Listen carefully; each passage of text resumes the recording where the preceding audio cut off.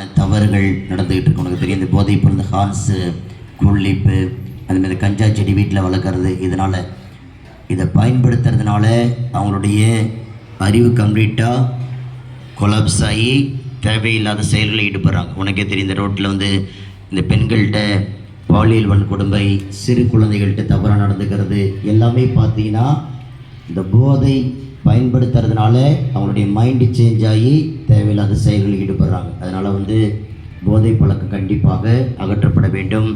தமிழக அரசு பல்வேறு முயற்சிகள் எடுத்துக்கிட்டு இருக்கு.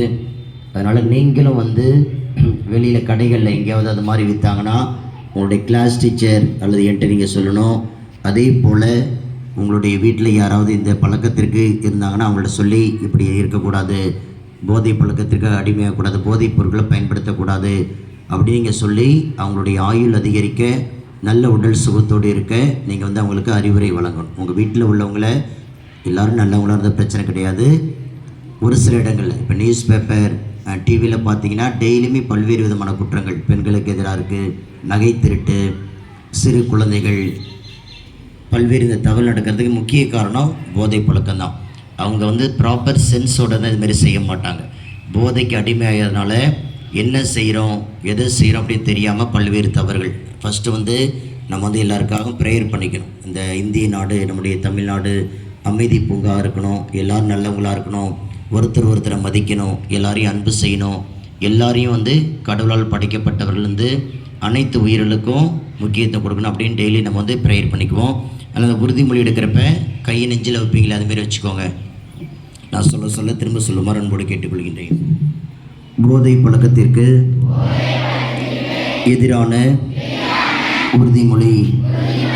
போதை பழக்கத்தால் ஏற்படும் தீய விளைவுகளை நான் முழுமையாக அறிவேன்.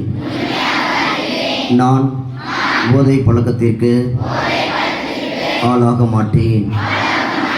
மேலும் எனது குடும்பத்தினரையும் நண்பர்களையும் போதை பழக்கத்திற்கு ஆளாகாமல் தடுத்து அவர்களுக்கு அறிவுரைகளை வழங்குவேன்.